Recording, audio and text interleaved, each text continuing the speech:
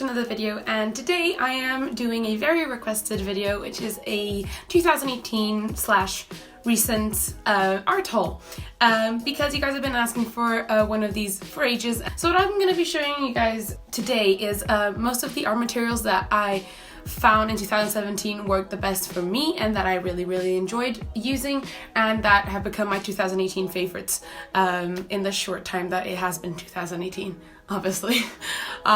So yeah, without any further ado, let's start with the haul. So first of all, what I really wanted to mention is I've been very into gouache recently, which is something that I had never really experimented with. I've always been more of an acrylic / oil paint person, but my flatmates have inspired me to start trying out gouache, and I've actually fallen in love with it. So I got these Windsor & Newton gouache set from my university, and you can get them anywhere though. I just got them from uni because it was more accessible for me. It wasn't as expensive as I thought it would be, but it was still a bit of money, but a great investment, because they're the best quality gouache I've ever come across, and they actually last a lot longer than they look. If you want to invest in some good gouache, I highly recommend these. Carrying on in the inks / paint, I really wanted to talk about these inks that I've been very obsessed with. Again, inks is something that I hadn't really explored a lot in the past couple of years, but recently I've been acquiring a load of new inks and I have become obsessed. If you haven't noticed, I did fill up an entire sketchbook just with ink drawings, which was very fun. A lot more fun than it should be for anyone. But yeah, I'm gonna just kind of show you through all the inks that I've been acquiring recently. I'm gonna start off with my favorite one. I got this Dr. P.H. Martin's ink at Fred Aldous in Leeds, and it's a very concentrated ink, which is really good, which means that it doesn't run out as much. It's in the color Juniper Green, and I got this one because the color is absolutely gorgeous, and it's got a little dropper as well as a lid, and if you can't see, that's the most beautiful greenish turquoise green I've ever seen, and it looks so beautiful on paper. And this was the more expensive version of this ink, but all the other inks were kind of too diluted and not the exact shade that I wanted, so I think this was very good value for my money, and I highly recommend it. Next up, I couldn't pass out on mentioning my Windsor & Newton inks. They are obviously incredible. Everyone knows that Windsor & Newton makes great inks, so I'm just going to show you the colors that I've got so far. I've got the crimson color. It looks so beautiful on paper. I highly recommend it. It's like a really deep pink, but when diluted, it's also quite a very subtle pink, and it's just very beautiful. I've also got this cobalt blue. It's just a very classic blue. I've also got, obviously, the classic black.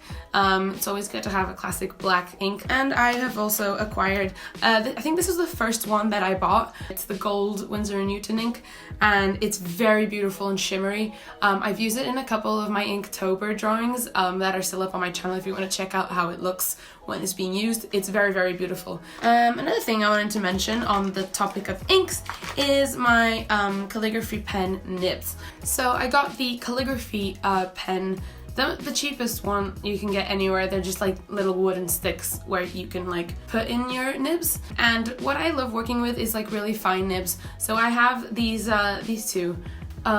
I've got kind of a thicker one and also a little thin one, and these are great for line drawings because this one I would normally use for some shading or cross-hatching with some more diluted inks, and this for some line art. And one thing that I really love about these nibs is that if I did wash them more often, they last ages, and it's really good.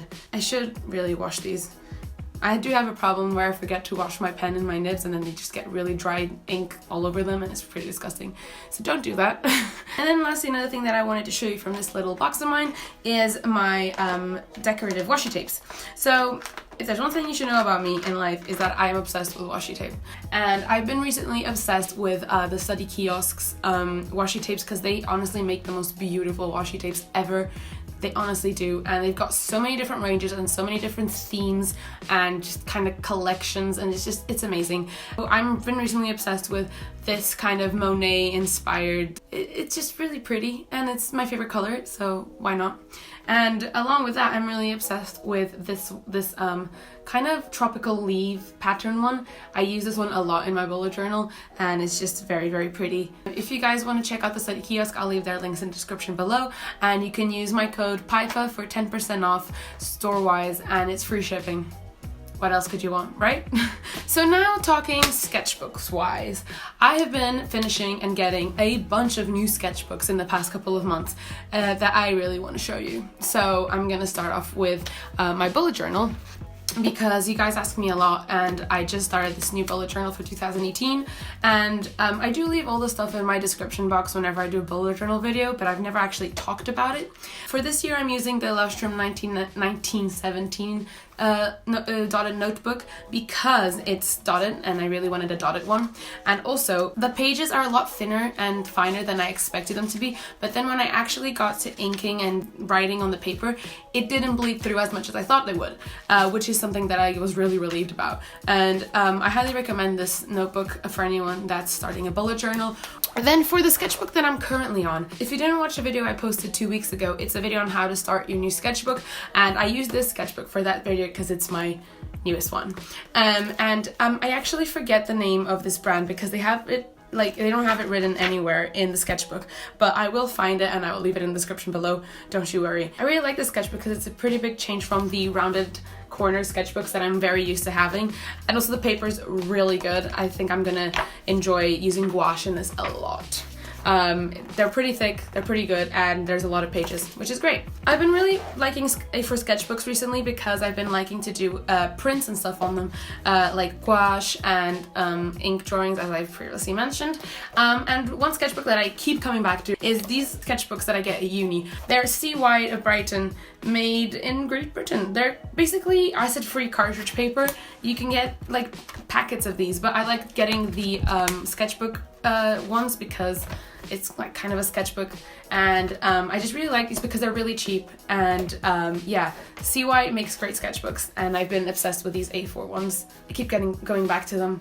They just don't wrinkle up when you use gouache in them, they don't bleed, and you can just use pretty much anything and any material on them, and I love them. I've been also loving experimenting with different kinds of paper because I've been very into gouache, and I've been seeing a lot of artists that I love that use like colored paper for their artworks, and I've been acquiring some different shaded kind of sepia toned papers just to do some tests and stuff.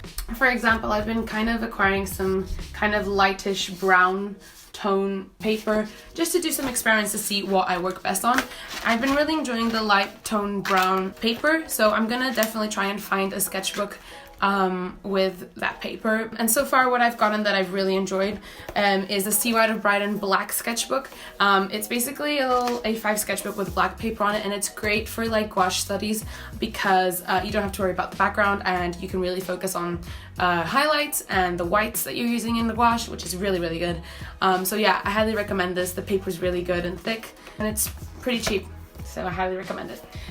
So as I mentioned, I've been very into line art drawings and stuff like that. Very inspired by Saruka Tefe's. I'm gonna leave her channel in the description below. She's one of my favorite artists of all time, and I've been getting a lot of prints from her shop because I absolutely love her. So I then decided to buy this entire set of gel pens. They're the 0.5, if I'm not wrong, tipped ones, 0.7, and I bought these because they do bring quite a good range of colors, but they're just good for like line art drawings on the go, so I don't have to carry my inks around all the time, and my nibs and my pen and my water and everything that kind of goes with ink drawing.